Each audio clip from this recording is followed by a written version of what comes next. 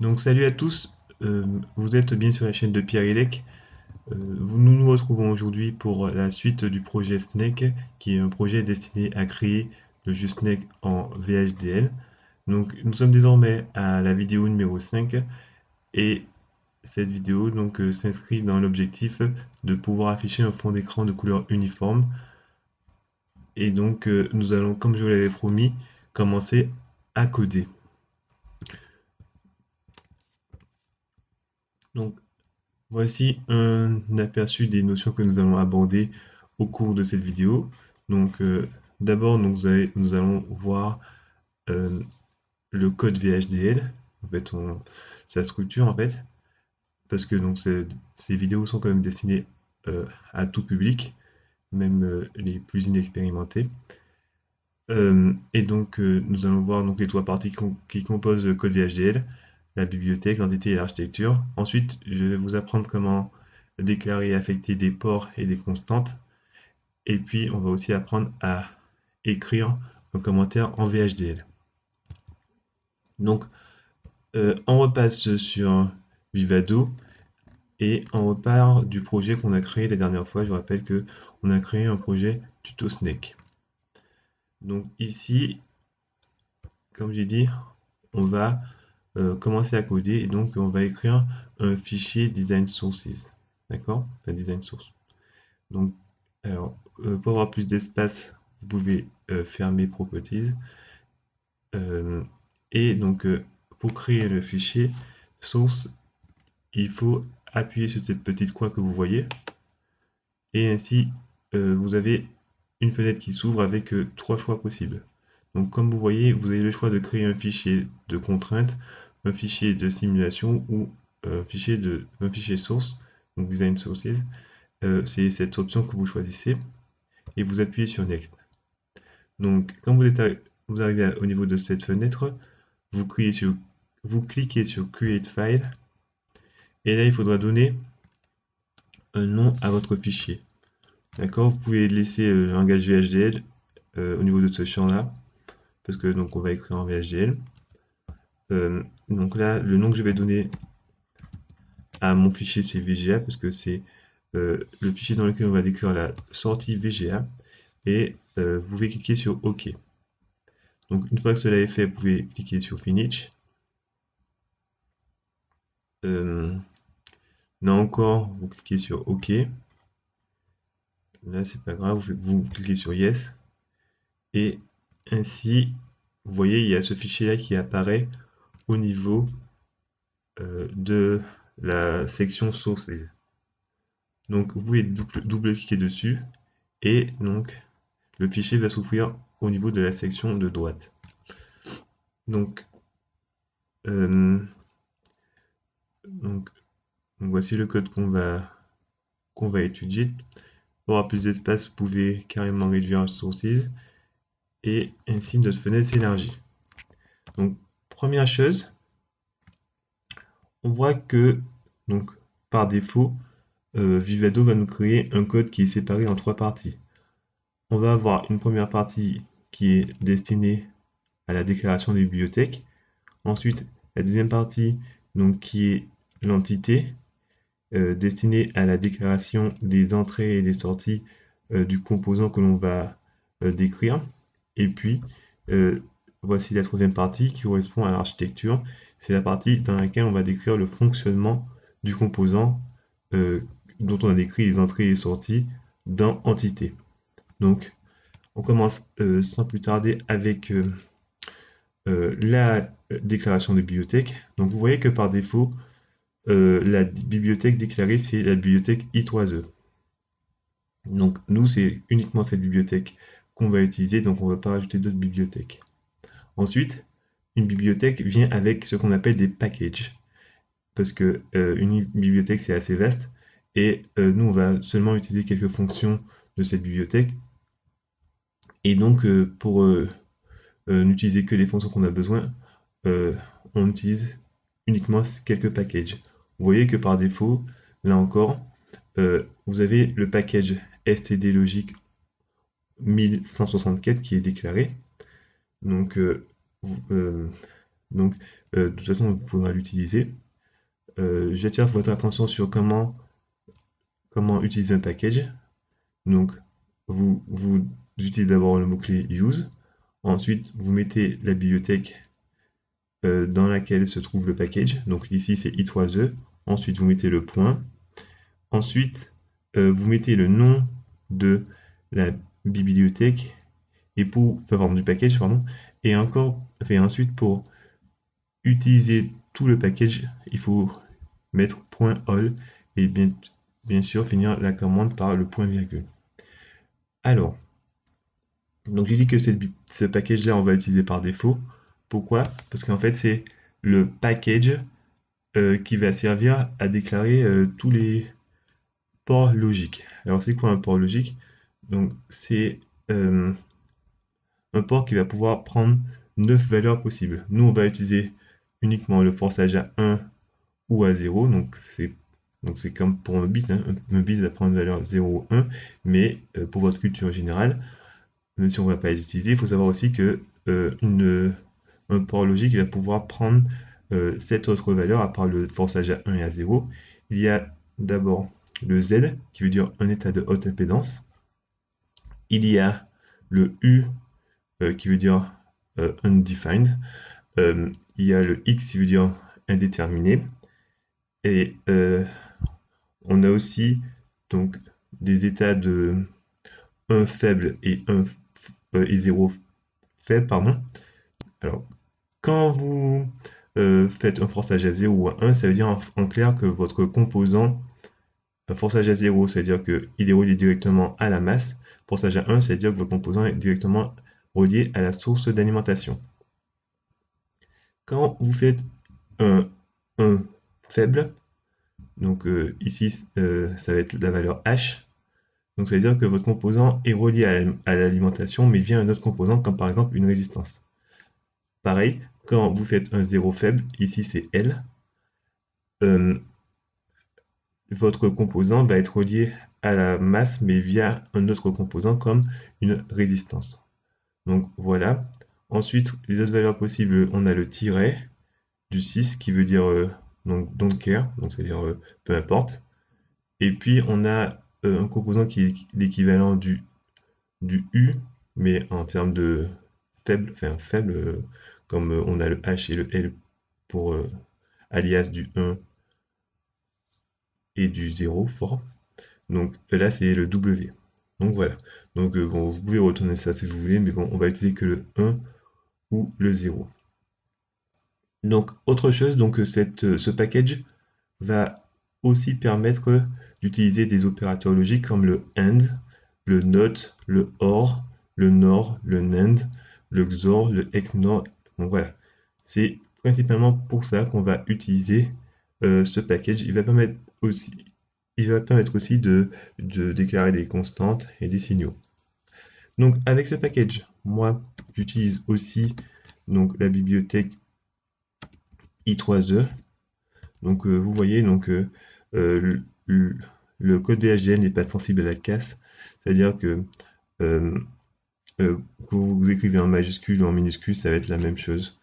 Je fais pas de différence entre majuscule et minuscule. Donc, donc le package que j'utilise, donc c'est std logic underscore unsigned. Donc, et je vais utiliser tout le package, donc .all, virgule. Donc, ce package-là, en fait, il va servir à faire des opérations avec des éléments non signés.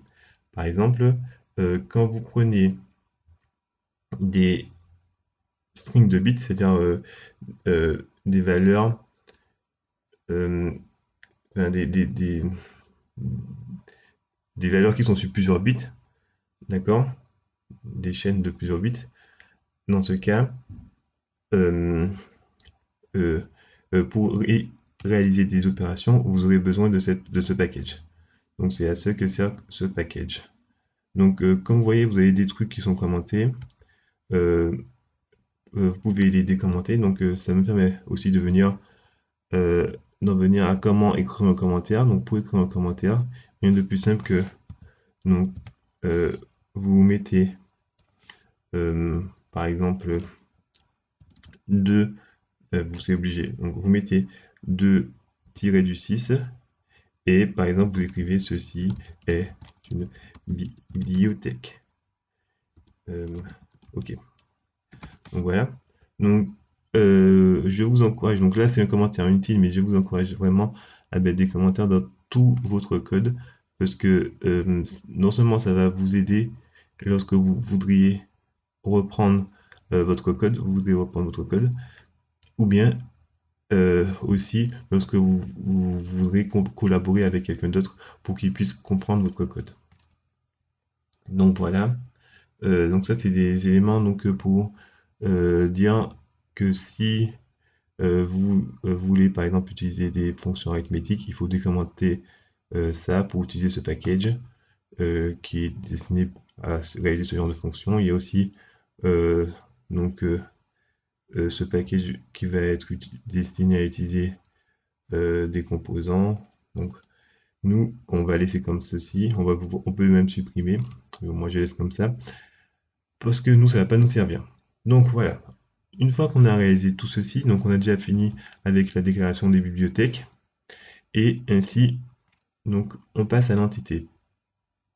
Donc pour déclarer l'entité, donc ceci est déjà fait par défaut quand vous créez un fichier dans Vivado, mais pour votre culture générale, il faut savoir donc pour déclarer l'entité, donc vous utilisez le mot-clé entity, ensuite vous mettez le nom de votre entité, et ensuite vous mettez is.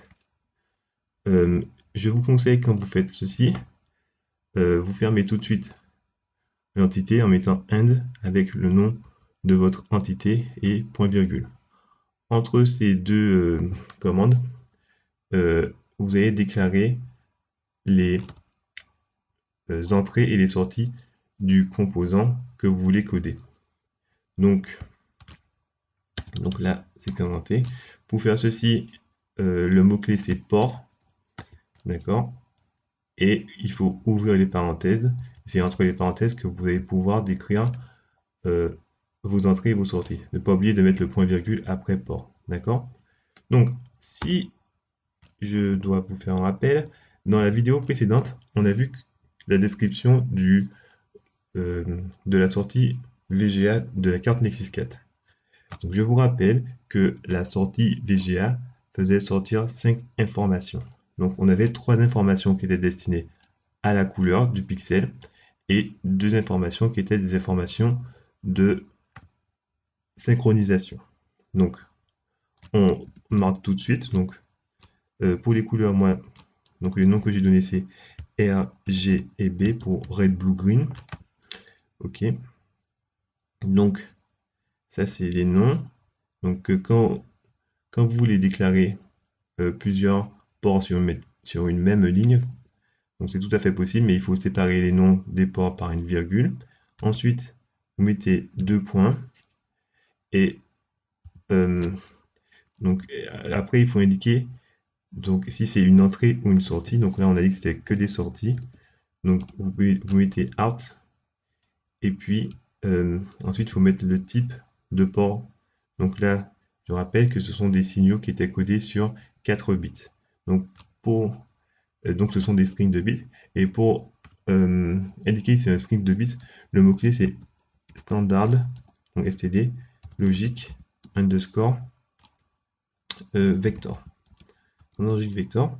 Alors, quand vous déclarer un standard logique vector, il faut aussi indiquer son sens de lecture. Est-ce que c'est du bit de poids fort au bit de poids faible ou bien plutôt du bit de poids faible au bit de poids fort? Ben nous, on va faire comme on lit dans les langues latines, donc de gauche à droite. Donc ainsi, on indique. Donc là, je rappelle que c'est des ports qui sont sur 4 bits et comme on commence à 0, du coup, ça va de 3 à 0. Et donc, on va de gauche à droite, du coup, du bit de poids fort. Donc, le bit de poids fort, c'est le numéro 3. Et pour dire jusqu'à, c'est down to 0. Donc, voilà. Et une fois qu'on a fait ça, on a terminé. ne pas oublier le point virgule. Voilà. Donc, ensuite, on va déclarer euh, nos, nos ports de synchronisation. Donc, on va avoir le H5 donc pour la synchronisation horizontale et le V5 qui va être pour la synchronisation verticale. Donc, voilà. Donc, encore une fois, ce sont des sorties et ils sont sur un bit. Donc, ce sont des standards logiques. Et donc là, c'est plus simple pour décrire seulement une valeur sur un bit. Donc, en dehors de ça, je vous ai dit que H5 et V5, pour les affecter une valeur, il fallait connaître également d'autres éléments qui faisaient partie en fait du cycle de synchronisation, de génération du signal de synchronisation.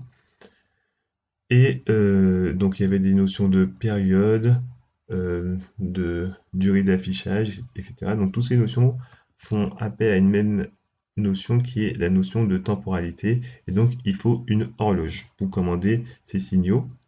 Et donc moi je vais la déclarer. Donc euh, pour moi le nom que je vais lui donner c'est clock, donc CLK. Et quand on utilise une horloge, habituellement on utilise avec aussi un reset. Donc le reset pour pouvoir remettre à zéro l'horloge. Donc voilà.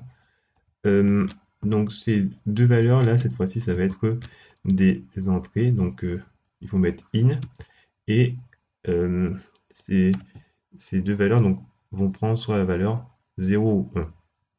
D'accord? Donc ils sont sur un bit et donc encore une fois, donc là, ce sont des standards logiques. Voilà. Donc une fois qu'on a fait ça, on a déclaré toutes nos entrées et sorties et on peut passer à l'architecture.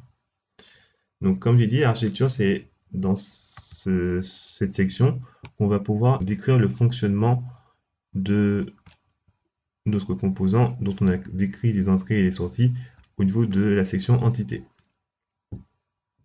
Donc, tout d'abord, j'attire votre attention sur le fait que euh, l'architecture est divisée en deux sous-parties. On a une partie qui est avant le begin et une partie après le begin. Bon, déjà, comment déclarer une architecture? L'architecture, d'abord, pour la déclarer, il faut écrire le mot-clé architecture. Donc ici, donc on a un nom par défaut, mais donc c'est le nom que vous allez donner à votre architecture. Et bien sûr, comme l'architecture va décrire le fonctionnement d'un composant dont vous avez déclaré les entrées et sorties dans une entité, en fait, elle est toujours rattachée à une entité. Donc, il faut mettre off le nom de l'entité à laquelle elle est rattachée. Ici, c'est VGA. Ensuite, pour l'ouvrir, il faut mettre is. Et voilà. Ensuite, donc, pour la partie entre architecture et begin, donc là, c'est une partie dans laquelle on va décrire tout ce qui est signal, constante. Et donc, je vais y revenir. Et c'est entre begin et end avec le nom de l'architecture suivie de point virgule que vous allez déclarer le fonctionnement de votre composant. D'accord? Donc, alors, on va compléter la partie entre architecture et begin. Donc, déjà, je vous ai parlé de la notion de signal. Donc, c'est quoi un signal? Pour le comprendre, il faut déjà savoir que quand vous déclarez un composant, c'est comme si vous avez une boîte noire et au niveau de l'entité, cette boîte noire ne contient que des entrées et des sorties. Donc ici, par exemple, notre composant, au niveau de l'entité, on va le voir seulement comme un composant qui a trois entrées, donc A, B et C, et une sortie, c'est la sortie S. Donc, si vous voulez une autre image, c'est l'image du téléphone portable. Donc, au niveau de votre téléphone portable, vous avez par exemple la prise jack, la prise pour le rechargement de votre portable. Et donc, c'est tout ce que vous voyez, donc, comme entrée-sortie. Donc, il y a aussi le clavier, éventuellement. Mais à l'intérieur de votre portable, il y a des milliers de composants qui nécessitent d'être reliés entre eux pour véhiculer des informations. Et donc, c'est là que le rôle du signal va prendre toute sa signification. Ici, par exemple, euh, lorsqu'on doit passer au niveau de l'architecture pour décrire ce composant, on voit qu'il y a deux sous-composants, donc une porte AND et une porte OR. Et donc, ces composants sont reliés entre eux via ce qu'on appelle donc un signal. C'est ça qu'on appelle un signal. Et donc, dans l'architecture, entre architecture et begin, c'est là qu'on va déclarer ce signal D. Donc voilà. Donc, autre chose. Donc, avant de revenir à notre code, il faut savoir que euh, au niveau de la description de composants, il y a plusieurs options possibles. Donc déjà, on peut le décrire en composant en flot de données. Donc, le flot de données, ça consiste en fait à décrire votre composant à partir des portes logiques. Ici, par exemple, on a deux portes OR, deux portes AND et une porte OR. OK? Donc, pour décrire, ça c'est l'image d'un additionneur que j'ai tiré de Wikipédia, un additionneur complet. Et donc, il y a deux sorties, la sortie S et la sortie Cout. D'accord? Donc, pour décrire la sortie S, donc on voit que le résultat provient de la combinaison de deux portes XOR. Donc, la première porte XOR, donc c'est entre A et B, donc c'est ce qu'on décrit ici, avec la première parenthèse blanche. Et puis, donc, la sortie de cette porte XOR est combinée avec Cin dans une autre porte XOR, donc ce qui est décrit via les parenthèses rouges. Donc pour Cout, c'est un peu plus complexe parce que euh, là, il y a quatre portes logiques sur le chemin. Donc, donc on commence par ici avec la porte XOR dans laquelle A et B sont combinés. Ensuite, la sortie de cette porte XOR est combinée dans une porte AND, donc ici AND, avec Cin.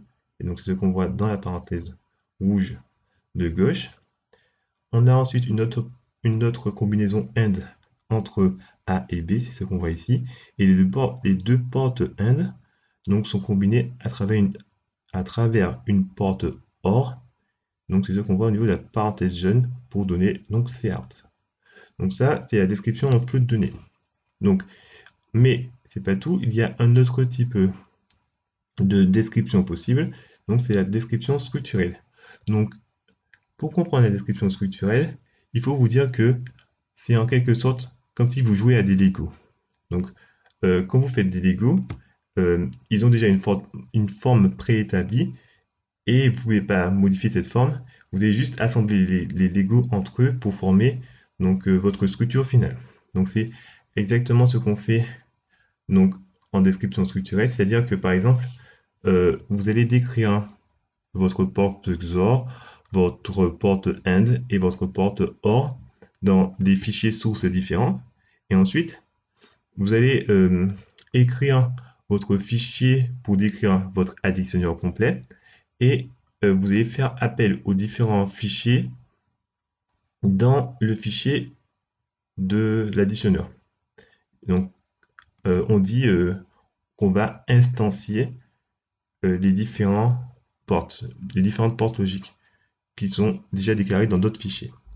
Donc, ainsi, vous faites de l'assemblage en quelque sorte. Donc voilà, je ne vais pas aller plus loin au niveau de la description structurelle. Et puis, la dernière description ici, c'est la plus facile, en tout cas pour notre additionneur. Ça consiste à décrire directement le fonctionnement du composant. Et donc là, comme il s'agit d'une addition, il suffit d'écrire donc la sortie donc, va prendre la valeur A plus B plus Cin, puisque c'est une addition entre A, B et donc Cin. Donc là, c'est pour la retenue. Voilà.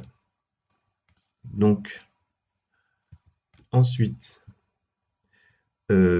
Donc on revient au niveau du code et je vous ai dit c'est quoi un signal et je vous dis que c'est ici on va déclarer nos signaux, mais donc pour l'instant on va pas encore déclarer de signaux, on va déclarer plutôt les constantes parce que c'est au niveau de la partie entre architecture et begin qu'on déclare les constantes. Alors, quelles constantes on va devoir déclarer? Donc ici, les constantes à déclarer, ce sont celles qui sont nécessaires pour pouvoir donner une valeur à nos signaux H5 et V5. Comme je vous ai dit donc dans la vidéo précédente, euh, pour affecter nos signaux de synchronisation, il faut euh, prendre conscience que le cycle de synchronisation se décompose en différentes durées. Et donc, c'est ces différentes durées que l'on va utiliser euh, et qui ne vont pas varier, donc qu'on va déclarer sous forme de constante. Donc, je vous montre tout de suite. Donc, alors moi j'ai déjà euh, écrit le code. Donc, je vais simplement faire copier-coller et je vais vous expliquer. Donc, coller. Voilà. Alors, donc, j'avais déjà décrit le tableau dans la vidéo précédente et je vous avais dit que donc il y avait différentes durées. Il y avait une durée qui correspond à la durée euh, d'un cycle complet, la durée T10 qui correspond à la durée où le signal va être visible. Ensuite, on a le back Porsche, le front Porsche et puis la durée d'un pulse de synchronisation. Donc, ce sont toutes ces durées qu'on va déclarer en constante. Donc, c'est ces valeurs qu'on va prendre. Donc, ça, c'est pour la synchronisation verticale. Donc, c'est des valeurs que j'ai mis ici. Et là, c'est pour la synchronisation horizontale que j'ai mis ici. Donc, là, vous voyez quelques différences. Donc, euh, on a 799 au lieu de 800 parce qu'en fait, donc, on commence à compter à 0 ici et là, on commence à compter à 1. Du coup, là, on a 800 valeurs en commençant à 1, mais on a aussi 800 valeurs ici, mais c'est parce qu'on commence à compter à 0. Donc c'est pareil pour 639 au lieu de 640. Donc là, ensuite, on a le front de Porsche. Donc front de Porsche, c'est cette valeur. Euh, et vous voyez que moi, je l'ai mis à 20 parce que, comme j'avais déjà dit dans la vidéo précédente, ce sont des valeurs qui sont données de façon expérimentale. Euh, et donc, on peut avoir à réaliser quelques modifications pour que, au niveau de notre propre écran, l'image soit centrée. Donc du coup, moi, pour que l'image soit centrée au niveau de mon écran, j'ai dû mettre une valeur de fond de Porsche de 20 au lieu de 16. Donc sinon, pour les autres valeurs, donc ça c'est pour la durée du pulse de synchronisation, j'ai laissé 96. Là, j'ai laissé 48 pour le back Porsche. Et on fait pareil pour VS. Donc au niveau de 520 et 479, donc là c'est aussi parce que on commence à compter à 0. Sinon, pour le reste, donc pour le front de Porsche encore, j'ai modifié parce que ben, sinon l'image n'était pas centrée au niveau de mon écran. Par contre, j'ai laissé 2 pour la largeur du pulse de synchronisation et puis 29 pour le back Porsche. Donc voilà. Euh, alors là, j'ai été un peu vite en faisant copier-coller, mais en regardant ce code, on remarque aussi que ben, vous avez appris enfin, comment déclarer une constante. Donc pour déclarer une constante, il faut d'abord écrire le mot-clé constante. Ensuite, vous donnez un nom à votre constante. Vous mettez 2 points. Et là, il faut mettre le type de votre constante. Donc, si vous ne souhaitez pas affecter une valeur à votre constante, vous mettez carrément le point-virgule. Mais nous, on va affecter une valeur directement. Et pour faire ceci, il faut mettre d'abord 2 points suivis du signe égal. Et après le signe égal, vous mettez la valeur dont vous voulez affecter votre constante. Donc ici, nous, c'est 799. Et vous faites pareil pour toutes les autres constantes. Vous avez remarqué, comme je vous ai conseillé, moi j'ai mis un commentaire pour pouvoir me retrouver. Donc voilà. Donc C'est tout pour cette vidéo. On va pas aller plus loin. Dans la prochaine vidéo, donc on va finir ce code, parce que là, je pense que vous avez déjà beaucoup de notions à enregistrer. Donc, dans la prochaine vidéo, comme je dis, on va finir ce code. On va voir de nouvelles notions aussi comme qu'est-ce qu'un process. On va voir aussi des structures de contrôle comme if, else et aussi when et else. Donc, euh, on va voir aussi comment aussi affecter des sorties. Donc, si vous voulez savoir tout ça, je vous donne rendez-vous dans la prochaine vidéo. Pour ne pas la manquer, vous pouvez d'ores et déjà vous abonner à ma chaîne. Et puis, si vous avez aimé cette vidéo, vous pouvez toujours liker. Et du coup, je vous dis à la prochaine et portez-vous bien. Ciao!